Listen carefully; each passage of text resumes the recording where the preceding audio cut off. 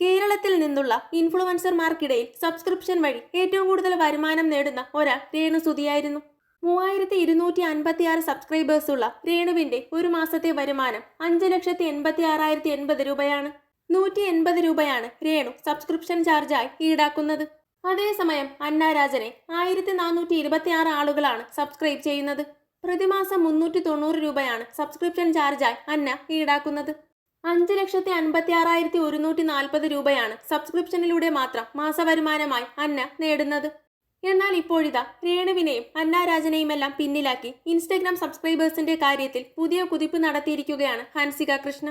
ഹൻസികയുടെ subscription 4,183 കടന്നിരിക്കുകയാണ്. 390 രൂപയാണ് subscription ചാർജായി Hansika ഈടാക്കുന്നത്.